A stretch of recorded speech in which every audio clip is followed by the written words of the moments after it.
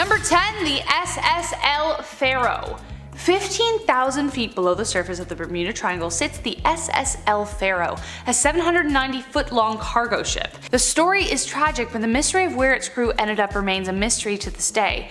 Did they succumb to the elements or something else? In September 2015, the Faro was set to pass right through the Bermuda Triangle while traveling from Florida to Puerto Rico. The ship was carrying 33 people in total. A tropical storm was brewing, but it was hundreds of miles away from the actual ship's route, and the cargo ship was built to withstand this kind of weather, even if it did. But Mother Nature had other plans, and the storm transformed into a Category 3 hurricane with waves 40 feet high.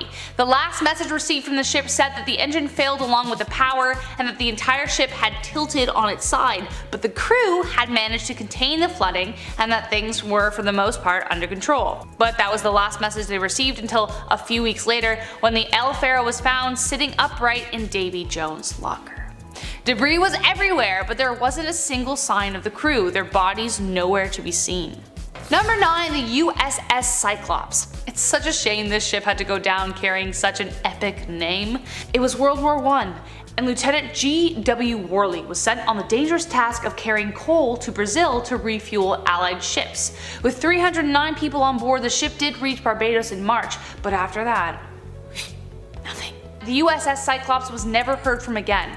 The Navy's official statement reads, "The disappearance of this ship has been one of the most baffling mysteries in the annals of the Navy, all attempts to locate her having proved unsuccessful." There were no enemy submarines in the Western Atlantic at that time, and in December 1918 every effort was made to obtain from German sources information regarding the disappearance of this vessel. How do 309 people in a massive ship go missing without a trace? One secret the Bermuda Triangle aims to keep. Number 8, Flight 19. The year 1945. On December 5th, 5 Avenger torpedo bombs, I know I got excited too, but unfortunately unrelated to Marvel, under the command of Lieutenant Charles Taylor from Fort Lauderdale, Florida, set out with 13 student pilots. Guess what happened? They disappeared. But it got super weird before they did. About an hour and a half into the flight, Taylor radioed that something was going wrong with their compasses, that they weren't working. He thought they were over the Florida Keys and so was told to head north, but Taylor got confused and the team kept heading out to sea. Night fell, and before long all communication with the 13 petered out and the entire crew disappeared without a trace. To this day, the planes have never been recovered and remained trapped beneath the waves of the Bermuda Triangle. Number 7, Piper Navajo. The temperatures were ideal. The sky was clear, it was warm, there really shouldn't have been a problem, but for Irving Rivers, the secret of what happened to him that day will remain with him wherever he is. On November 3rd, 1978, Rivers left St. Croix, one of the US Virgin Islands, in his plane called the Piper Navajo. He was piloting for Eastern Caribbean Airways and was an extremely experienced pilot. While making a solo flight to pick up passengers, the control tower operator told him to avoid a spot of showers, and Rivers made the adjustment. This is where it gets weird.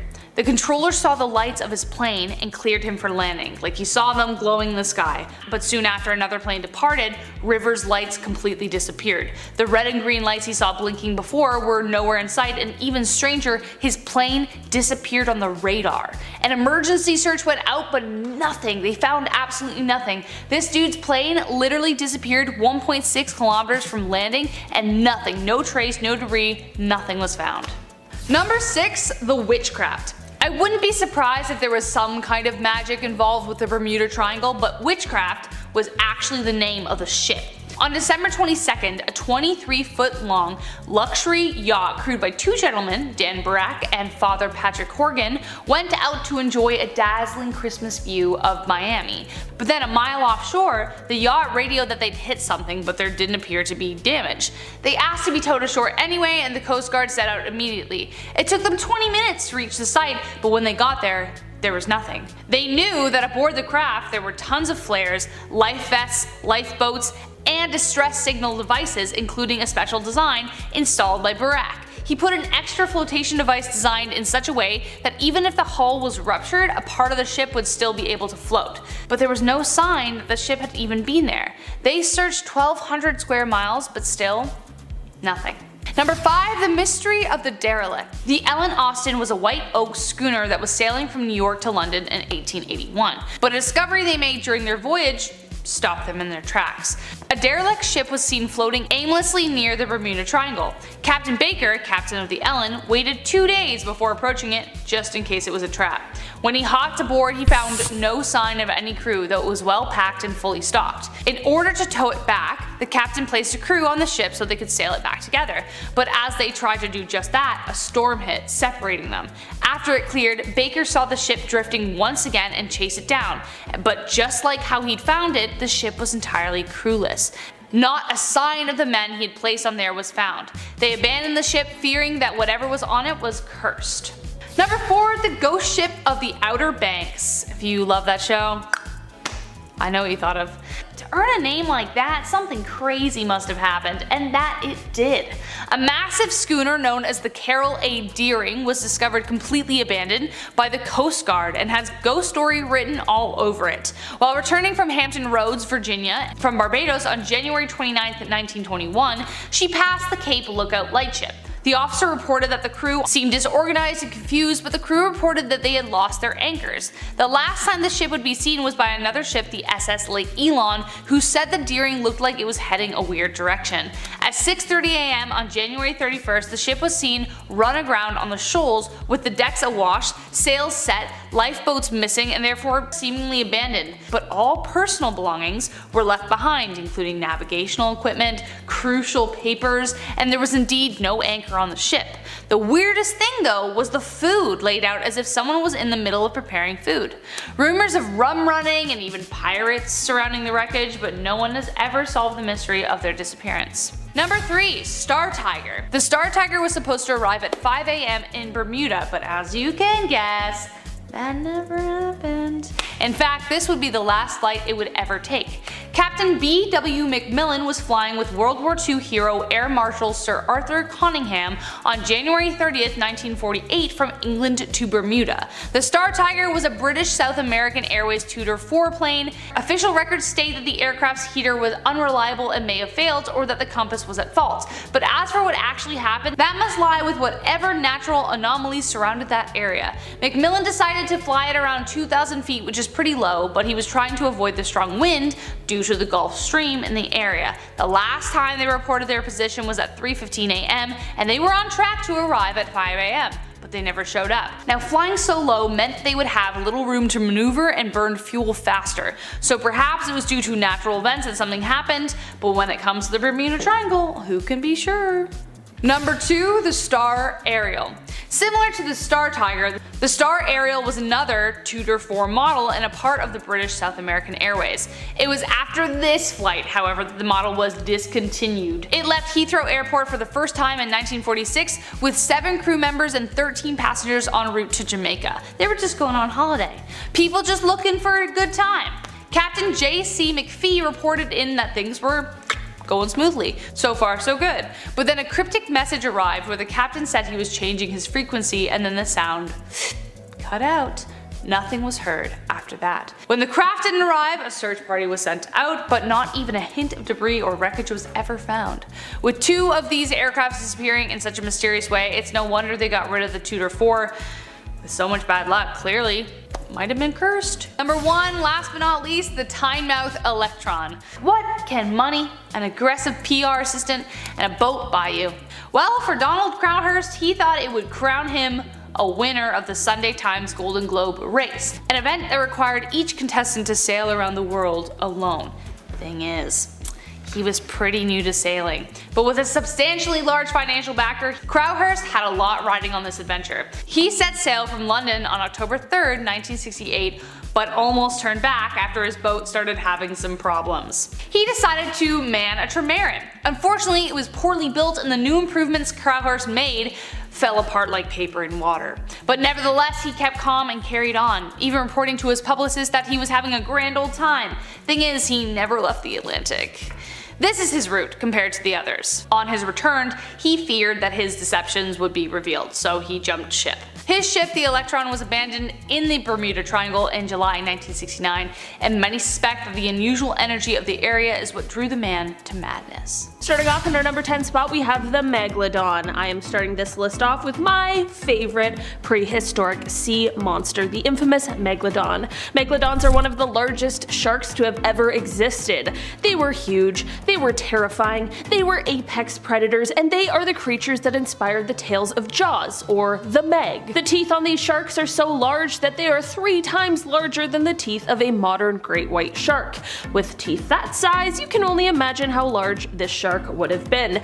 It's pretty tough to figure out exactly why the Megalodon died out. I mean, they were one of the largest, scariest creatures who shouldn't have had any trouble getting food, but that might not be the case. Some believe it was the cooling water, others believe it was competition for food. Whatever the case, in the end, while the Megalodon is an incredible creature in history, I think we can all breathe a sigh of relief that they aren't swimming around our oceans anymore. In our number 9 spot today, we have the Plesiosaurus. These guys are a prehistoric creature that was massive and grew to be about 43 feet long. They had these super long necks that basically took up like half of their body, and even though they were so massive, they had no trouble moving efficiently through the water. These creatures had 4 flippers, so our best guess as to how they swam would be sort of like a penguin. Their front limbs did most of the work while the back ones kind of took hold of the steering. Fossils have been able to show us that these creatures gave birth to live young and are actually kind of similar to dolphins in the way that they take care of their young. It is thought that these just may be the creatures that inspired the tales of the Loch Ness Monster. In our number 8 spot today, we have the Basilosaurus. These guys have a name that translates to king lizard, and they are a genus of large predatory prehistoric whales that lived during the Eocene, which was approximately 41.3 to 33.9 million years ago. These guys were actually first described in 1834, which makes them the first prehistoric whale known to science. These guys were one of the largest, if not the largest of their time, and they were the top predators of their environment. They preyed on sharks, large fish, other marine animals including the dolphin-like Dorudon. Really, they were able to eat basically anything that they felt like. These guys even had teeth that were various types like canines and molars, which probably allowed these creatures to chew their food, which is different to their more modern ancestors. In our number 7 spot today, we have the Pliosaurus, another massive prehistoric creature, also not to be confused with the Plesiosaurus. I was confused in the beginning. These guys grew to be around 40 feet long and about the size of some of the whales that we would see today. These creatures are best known for their insane hunting abilities. They could move quickly and were quite strong. This effective predator skill set, coupled with their massive size, allowed them the ability to take down much larger prey, sometimes even dinosaurs.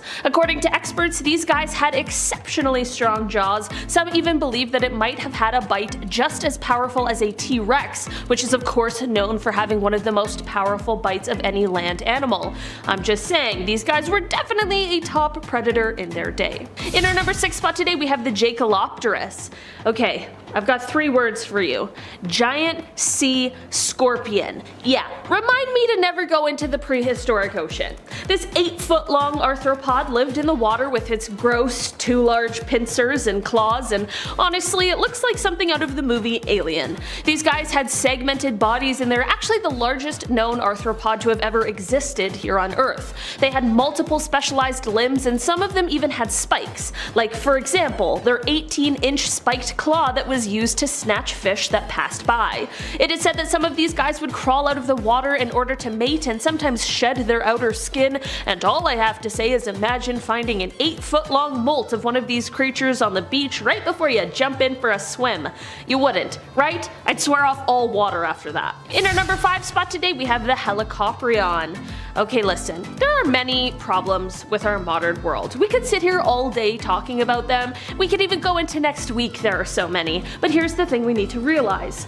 Things could be so much worse, and by worse, I mean that this creature could still exist. This animal existed somewhere around 250 million years ago, and while it looks more like a shark than anything else, scientists now know that it was actually a creature that is related more closely to chimeras, which are a fish that separated from the shark family about 400 million years ago.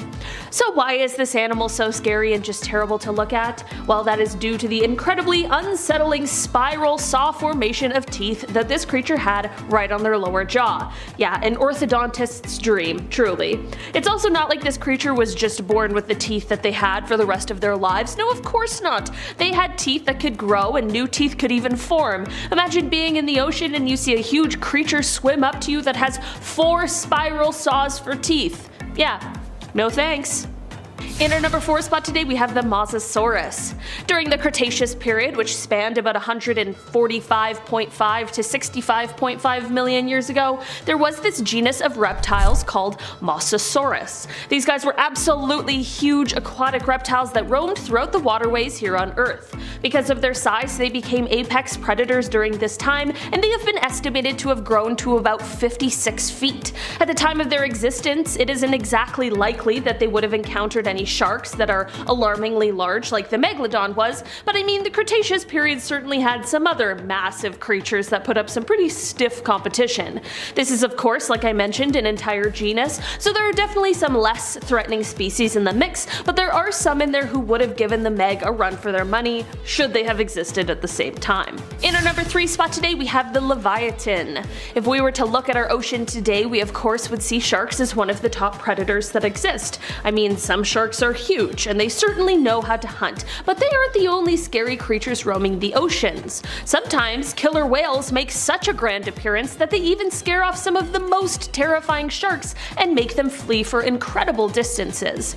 This is something that was also seen many years ago, I mean millions of years ago, during the time of the Megalodon, and that is thanks to this gigantic creature known as the Leviathan. If you are unfamiliar, this is a now extinct genus of macroraptorial sperm whale. It is believed that they could weigh around 100,000 pounds and reach up to 57 feet in length, and it's thought that their size is what helped repel other predators while also helping them become the predator themselves. The Leviathan also had enormous teeth that reached over a foot in length, which is what gave them the title of largest bite of any tetrapod. In our number 2 spot today, we have the Kronosaurus. This Cretaceous marine reptile is one that had an elongated head, a short neck, and a stiff body that was propelled by not just one, but 2 sets of fins that helped it get through the water and through strong currents in order to capture whatever prey it was after.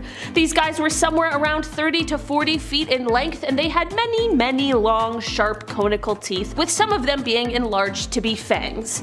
So yeah, I mean, what more could you want from a terrifying sea creature? Along with the fossils found of these guys, experts have been able to determine some of the stuff they ate, and it includes turtles as well as other pliosaurs, which these guys are a part of that genus, meaning they basically ate their own family. In our number 1 spot today, we have the Mauosaurus. These guys are a creature that was once very real, but thankfully are a relic of our past because they are absolutely horrifying. They are named after the Maori god Maui, who is said to have pulled the islands of New Zealand up from the sea floor, so anything named after him is of course going to be an absolute ginormous beast. The neck of this creature measured around 49 feet long, which is the longest proportionate neck of any animal. The entire creature is measured around 66 feet, so it is clear that their neck counted for quite a large portion of their body.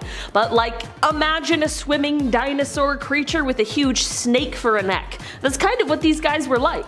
These guys lived on Earth during the Cretaceous period, which is good news for us, but not so much for the creatures that lived at the time. Creatures would jump into the water to avoid a T-Rex, only to find this guy waiting for them. Yeah, no thanks. Number 10, the Antikythera device. I think I said that right. The Antikythera mechanism or device, I mean, this sounds like something straight out of Call of Duty Zombies, but the discovery comes to us straight from the magical land of antiquity, the land of marble, democracy, and olive oil. Very nice, beautiful. It's more Italian than Greek, but okay, we're gonna go with it. In 1901, Greek divers found a shipwreck not too far from the island of Antikythera. Naturally, they looked in to see what was inside. Remnants of cargo included pottery, coins, jewels, and a strange gear-like device. Later it was dubbed the Antikythera device. It was also later discovered to be that of a very early analog computer. Ooh. It was a fancy way of saying a basic or manual power computer that calculates simple solutions, or that of a singular solution. It might not sound like much, but to me it's a very unique find. Sure, this machine was simple, but it makes us wonder